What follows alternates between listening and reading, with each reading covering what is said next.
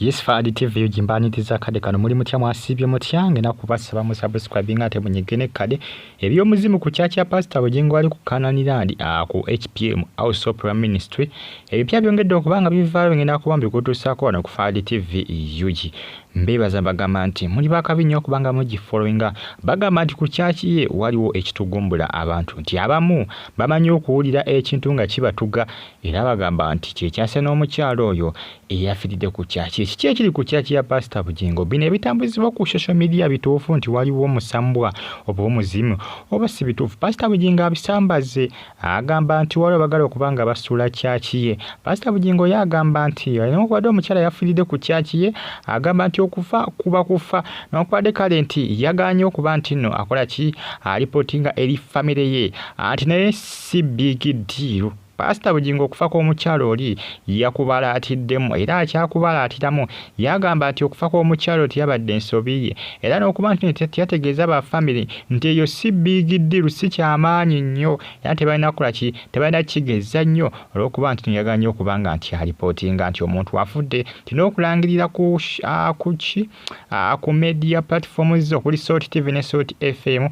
kw'osa n'okuyisa ekizindaalo wali ku church ya Canan wali ku HPM House of Prayer Ministry. Pastor Bugingo baba bamuli bubi ku social media jukira abantu babiri abakafa nga bekuusa ku nsonga nga bekuusa ku Pastor Bugingo yasooka ali bodyguard we bamukuba amasasi abasinga bagana okubanga bakkiriza era poliisi kiraga tena kubanga kugamba emalizo okunoonyereza ku nsonga zino kubanga abantu abasinga bagamba nti poliisi teyaggyako Pastor Bugingo statement yemala nti Pastor Bugingo yali badde essaawa zino agendanga mu kkooti okubanga bakola ki batunulira omusango ogwo ngeri gye gutambulamu era nti nno poliisi yeyina okukwata Pastor Bugingo nesooka nemuteekako mu kkomero okumala ebbanga tiko lya mwezi nga gumu nga bwenoonyereza obujulizi bwali buze ne bakola kini balyoka bamuwa bail n'afuluma nekiraga poliisi yamukwata wadde okusula wadde olunaku olw'omukomera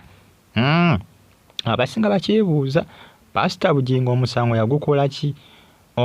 yagukola ki yagugoyagoyanga mugoyo yagugoyagoyanga kawunga yagugoyagoyanga mayuni abasinga tebana kubanga bakkiriza ensonga zino kakati huyo omukyala yafudde n'atera poliisi kiraga Pastor Bugingo bamuyise dda akola statement wali ku poliisi ya Jinjalooli ne Pastor Bugingo tanalinnya ate ne poliisi taddeewo mbeera ku nsonga zino abasinga bagamba nti naguno omusango Pastor Bugingo nti ali mu gugoyagoyanga kawunga ali mu gugoyagoyanga mayuni kugambye Pastor Bugingo kye bamukola kikabuka hinga munange ebimu yakola ki yabyereetera lwaki omuntu yafudde n'atayogera nti omuntu afudde nga mukazi kabuka simuggwanika abamu bagamba ali ku kya kya Pastor Bugingo nti endiga ezisinga zigamba nti oluusi wabeerawo nga basaba naye nga waliwo ekibatuga nga waliwo ekibakwata mu bulago kiki ekibatuga Pastor Bugingo we yateeka kyakyawo ku Canan waliwo koko abaali babeerawo manyi munnange muno mu nsi mwe tuwangaalira abamu balowooza nti abantu ebintu bwe bityo katugeze ng'emisambwa bwe bityo nti bibeera mbyalo nedda ne mu Uganda mu kibuga waliwo baazimba ngolaba kizimbe butayingiramu bantu buli ayingiramu yagenda apartment bazizimba n'abagendamu tebawangaalamu kumbe oluusi giba misambwa eriyo apartment nga bazizimba mu kifo kya misambwa ng'abantu bagendamu ne tebafuniramu mirembe bagenda ovaamu nga baavu wadde ayingiddemu ng'alina ensimbi avaamu mwavu kyokka tebwagende walala ng'ate nk'okubanga afuna akasente ke nga bwe yali akayina kati Pastor Bugingo we yateeka Canan ebyaddala waliwo emisambwa kiki kye bagamba ekituga abantu kubanga bategeeza bungi ku social media ge mawulire agatambula waliwo abafulumiza information nga bagamba nti waliwo ebibatuga era nga kiraga nti zezimu ku ndiga ezisabira ku church ya Pastor Bugingo eya Canan land nja kwanengera kubanga noonyeza ku nsonga zino nja kuba nzikutusaako wano ku Fadi TV UG baani aba bagamba nti waliwo ebibatuga ku Canan land mbeera bulungi mbaagala nnyo mwenna Fadi TV UG